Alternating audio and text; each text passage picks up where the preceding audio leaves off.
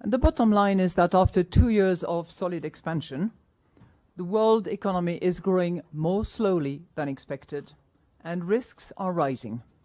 But even as the economy continues to move ahead, as I said, it is facing significantly higher risks, some of them actually related to policy. And these risks are increasingly intertwined. The risk of a sharper decline in global growth has certainly increased. Add to this the uncertainty, the geopolitical worries, and disappointing long-term growth prospect, and you have an economic picture with a pretty clear message. And the message is the following for policymakers: address remaining vulnerabilities and be ready if a serious slowdown were to materialize.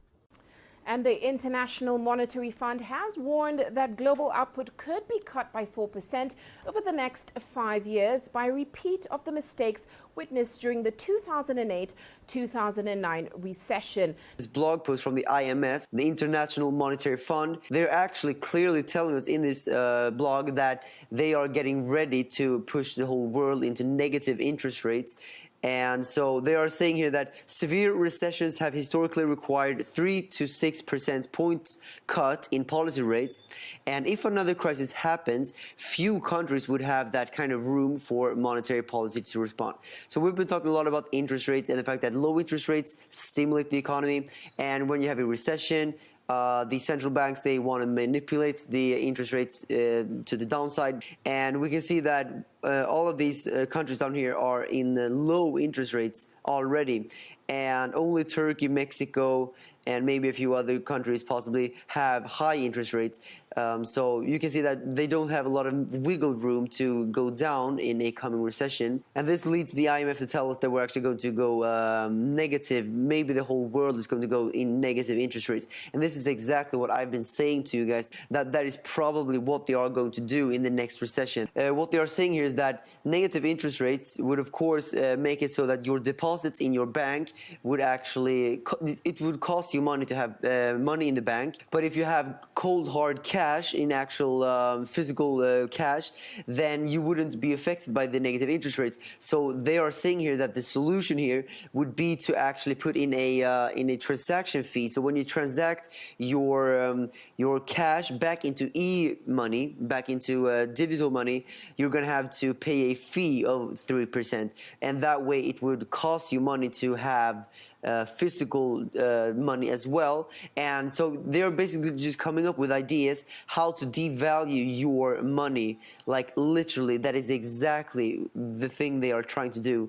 And this just further confirms to us how ridiculous the monetary system is, and how ridiculous it is that people are still putting their trust into the banks and the fiat currency that we have, because their main objective here is actually to come up with an idea to devalue your money, your savings. You have a lot of institutions that are coming. You had Christine Lagarde from the IMF come out. And this was, what's funny about this, Glenn, is it was all around the same time. It was almost like I can't prove collusion, but, you know, it walks like a duck, it quacks like a duck. And you know what? It's probably a duck. The people, they all hang out together, they all think alike. It doesn't have to be calling each other. Yeah. They know this game. Yes.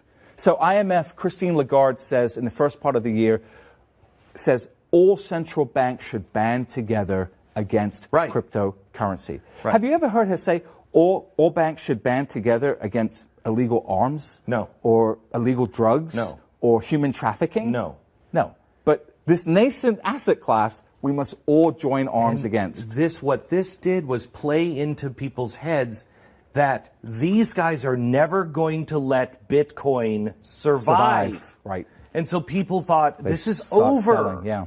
So, and next up, IMF and World Bank launch quasi-cryptocurrency exploration of blockchain tech. The Financial Times reported Saturday the supported token and the IMF and the World Bank have also launched a private blockchain. So the name of this coin would be Learning Coin. IMF has given the green light to 8 nations to launch a national cryptocurrency. Whoa. Just at the end of last year, the IMF has green-lighted 8 nations to launch their national cryptocurrency, and those nations are Russia, Venezuela, Canada, and some larger countries, and then some smaller on the list as well. So, where's my money? That is one question many Wells Fargo customers are asking here in the Valley. Well, it is now day 2 of banking problems for Wells Fargo customers. An outage caused by smoke shut down a data center, and 13 Action News reporter Cynthia Maldonado now joins us in studio. And Cynthia, customers are really panicking on this.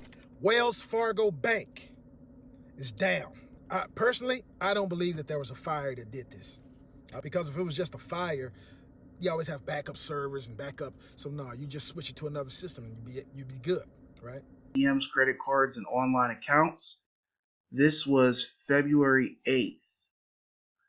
Lloyd's Banking down. Bank apologizes following major outage. This was February 11th. So that's 2. And the third is this Chase Bank. And they actually responded. And here I'm at this link. Bank responds. Representative says whole online system down. No ETA. JP Morgan Chase Bank website down. Servers not working. Cards online. This was yesterday. So JP Morgan rolling out the first cryptocurrency backed by a U.S. bank. Here's what's happening, guys. The company's engineers have created what's called the JPM coin. It's a digital token that will be used to instantly settle transactions between clients of its wholesale payment business. Now, only the bank's big institutional clients who have completed regulatory checks will be able to use this token. The value of the token is fixed. That's important. We'll talk about that in just a second. Each coin is redeemable for a single U.S. dollar. You may remember J.P. Morgan's CEO, Jamie Dimon, has bashed over the years Bitcoin. He called it at one point a fraud. He and other J.P. Morgan managers have consistently said blockchain, though, and regulated digital currencies did hold some promise. Let's show you what Dimon said back in October of 2017. I could care less about Bitcoin. I don't know why I said anything about it. The blockchain is a technology, which is a good technology. We actually use it. It will be used for a lot of different things. God bless the blockchain. Cryptocurrencies and digital currencies, I think are also fine. JP Morgan moves $6 trillion around the world every day. We don't do it in cash. It's done digitally. If it can be done digitally with the blockchain, so be it. But it'll still be a dollar cryptocurrency. What I have an issue with is a non-fiat cryptocurrency. Dollar, so crypto, sterling, euro, yen, they're all fine. I don't personally understand the value of something that has no actual value. You all can do whatever you want, and I don't care. Okay? I could care less what Bitcoin trades for, how it trades, why it trades, who trades it. If you're stupid enough to buy it, you'll pay the price for it one day. On September 12th, Jamie Dimon says Bitcoin is a fraud. He says he'll fire any one of his traders buying Bitcoin. Bitcoin drops 24%. When Jamie Dimon speaks, people listen. People listen. So that weekend, we found out that the largest buyer of a Bitcoin fund that's in Europe that buys physical Bitcoin, right? The largest buyer was Morgan Stanley and JP Morgan. And that's not illegal. He says it's a fraud. It says he'll fire anyone that buys it. Yes. And at the same time, his company is buying it. His company is buying it. It's just, so unethical. Right. Let's turn now to futures in focus. The US 3-month 10-year yield curve has inverted. Let's talk about that and more to Ira Epstein, director at Ira Epstein, that division of Lynn and Associates. He's joining us from the CME. Ira, can you remember the last time you saw a yield curve inversion in the United States, and does it portend something different this time?